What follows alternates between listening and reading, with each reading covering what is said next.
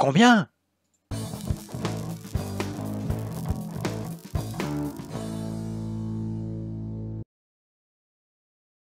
Bonjour à tous. Comme vous avez vu en introduction, je trouve que tout ce qui est emporte-pièces à bout d'ogive, etc., enfin emporte-pièces de manière générale en fait, à part les classiques ronds, c'est super cher.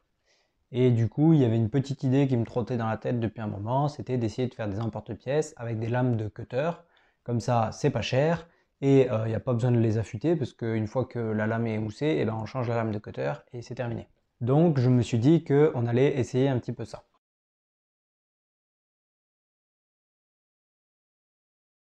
Alors, j'ai déjà essayé avec un premier modèle ici et ça marche pas mal. Mais il y a pas mal de trucs qu'on va devoir discuter. Alors déjà, comme vous pouvez le voir, ça fonctionne. C'est-à-dire que là, ça coupe bien et la forme, elle a l'air plutôt correcte. Mais on peut aussi voir qu'il y a pas mal d'améliorations qui sont possibles. En théorie, la pointe était censée se rejoindre, les deux lames étaient censées se rejoindre d'après les mesures et la CAO que j'avais faite, mais en réalité, elles ne se rejoignent pas. Ce que je pense qui se passe en fait, c'est que comme la lame est courbée, eh bien à la fin, elle n'est pas parfaitement plaquée contre la courbe que j'avais voulu pour elle, et ça fait que du coup, elle est plus écartée, elle n'a pas le même angle à l'arrivée, et donc elles ne se rejoignent pas. Donc j'ai fait un deuxième modèle où j'ai essayé de corriger en rapprochant les trous de la pointe, et du coup on va voir ce que ça fait, mais normalement ça devrait corriger ce trou au fond.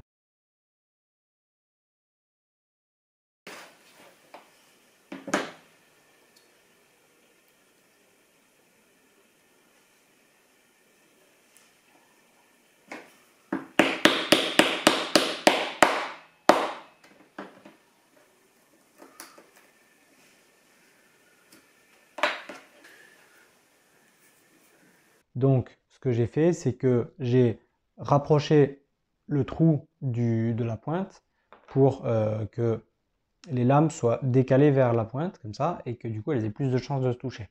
Donc là, c'est pas encore suffisant, je les avais décalées de 1 mm, je pense qu'on pourrait décaler encore de 1 mm ou peut-être 0,5, mais bon voilà. En tout cas, ça marche.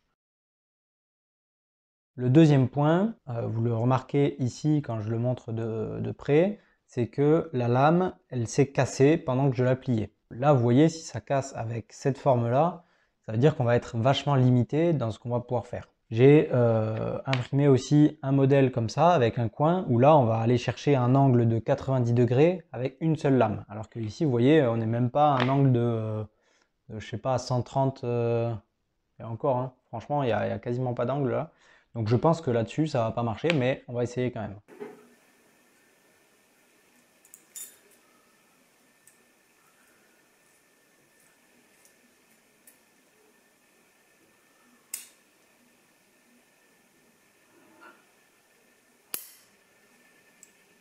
Et comme je m'en doutais, comme je le craignais, ça n'a pas tenu, d'accord? Ça a totalement cassé la lame. Euh, donc là, elle est pliée parce qu'elle est cassée ici. Donc en plus, euh, sur les fois d'avant, la lame, elle cassait au niveau de la petite jonction. Enfin, pas au niveau de la lame, justement, mais au niveau du haut. Donc c'était pas forcément dérangeant, je pouvais encore l'utiliser. Mais là, elle a vraiment pété en bas, donc du coup, ça fait une cassure, donc c'est plus utilisable. Ça fait quelques jours que j'avais terminé de tourner la vidéo, je pensais que j'avais fini. Et là, je voulais utiliser l'un des emporte-pièces, celui assez pointu avec une courbe assez prononcée. Et en fait, je me suis rendu compte que la lame était pétée, tout simplement. Je l'ai utilisé une fois entre-temps, depuis le moment où j'ai tourné la partie que vous avez déjà vue, et maintenant. Et elle n'avait pas pété sur le moment. Et donc, elle a dû péter pendant qu'elle était au repos, enfin, je sais pas. Donc, bah, je vais la changer. Mais du coup, je pense que c'est peut-être intéressant de casser la la partie haute. Donc ça y est, je viens de la remplacer. J'en ai pété une autre en essayant de la remplacer. Celle que j'avais essayé de couper en haut, je l'ai pétée. Donc je sais pas si c'est une bonne idée finalement d'essayer de la couper. Celle-là, j'ai pas essayé de la couper. Elle a tenu pour l'instant. Mais au moins, ça nous permet de connaître l'angle limite. C'est celui-là, tout simplement. Je vais vous l'afficher ici. L'angle limite, c'est celui-là, puisque il y a des lames qui pètent pas, il y a des lames qui pètent. Donc je pense qu'on est vraiment dans la zone où ça commence à être incertain. Ça pète pas encore tout le temps, mais ça pète des fois, donc voilà, c'est pas certain. Du coup, bah, comme ça, vous saurez que si vous voulez designer des emporte-pièces comme ça, il faut pas que l'angle il soit plus important que ça. Sachant que là, l'angle, il faut se dire que entre les deux vis, le rayon de courbure, il est quasiment tout du long, quoi. Donc c'est même pas une question de rayon de courbure, parce on pourrait se dire aussi un angle plus important, mais avec un coin droit, ça casserait plus facilement. Mais là, vraiment, c'est arrondi tout du long, donc on peut pas faire mieux. Celle-ci, je vois pas pourquoi elle marcherait pas, c'est juste que en fait, j'en ai besoin pour la vidéo dans 2 semaines. En gros, ça sera la fin de ma ceinture. Et donc voilà. J'ai fini d'assembler celui-là. Au final, il m'a l'air plutôt propre. Le fait que là, ça soit coincé à l'intérieur, c'est-à-dire qu'il va vraiment y avoir contact. Donc ça, c'est parfait. Et puis, les courbes sont vraiment pas très accentuées, donc il n'y a pas de... Enfin, ça casse pas, quoi. Donc ça, c'est cool aussi. Du coup, bah, maintenant, on va tester, hein. Bon, je prends un morceau au pif, un truc où on s'en fout. Je vais y aller comme ça.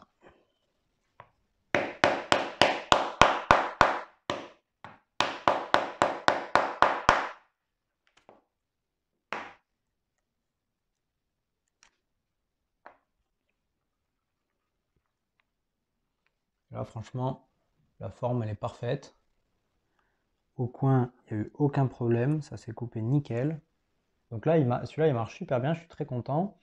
Bon, la lame devant, elle est toute droite, donc il n'y a aucun problème. Les deux lames sur le côté, elles sont courbées, mais la courbure, elle est plus faible que celle-là. Donc ça n'a pas cassé, c'est logique. Il y a moins de risques que ça casse que sur l'autre, vu que la courbure est plus faible. Et par contre, vous voyez que les lames sont en contact là, et au final, elles s'écartent très légèrement par rapport au gabarit que j'ai dessiné de base, mais comme elles sont maintenues par la lame qui est droite, et ben c'est pas grave, il y a contact et elles sont symétriques quand même. Donc ça, c'est cool. Donc là, je voulais montrer le résultat sur un morceau comme ça. Bon, c'est un peu en vrac, voilà. Mais dans la prochaine vidéo, donc dans 2 semaines, je vais l'utiliser pour faire le bout d'une ceinture. Donc là, ça prendra un petit peu plus de sens, évidemment. Alors vous allez me dire, oui, mais enfin, bon, des bouts de ceinture, on peut les faire à la main, etc. C'est pas dérangeant. C'est vrai, effectivement. Bon, c'est quand même bien pratique, je trouve, d'avoir des formes comme ça va un peu plus vite et c'est plus précis quand ça marche bien que de le faire couper au cutter à la main ou enfin bon, voilà quoi. Donc ça, c'est quand même un premier point. Et je pense qu'il y a un deuxième point qui n'est pas à négliger, c'est pour faire des pièces de maroquinerie, de porte-cartes, des choses comme ça. Alors là, pour le coup, pour tout ce qui est ce type de maroquinerie là, ça risque d'être compliqué parce qu'il y a souvent des coins arrondis. Et donc ça, on a vu qu'on ne pouvait pas trop le faire. Par contre, il y a quelque chose que je pense qu'on peut faire et qui peut être très utile, c'est pour les personnes qui fabriquent des armures et notamment des armures en écaille.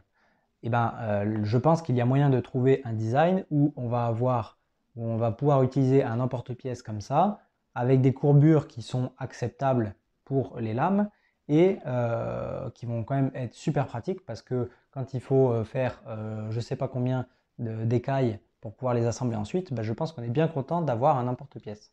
Donc ça sera peut-être l'idée pour une prochaine vidéo où j'essaierai justement de faire un emporte-pièce pour écailles et pour faire du coup une armure à écailles. Donc c'était un peu l'idée. Voilà, donc je vous remercie d'avoir regardé cette vidéo, j'espère que ça vous a plu et que ça peut vous intéresser et vous aider. Et puis moi je vous dis craftez bien et puis à la prochaine. Allez, à plus.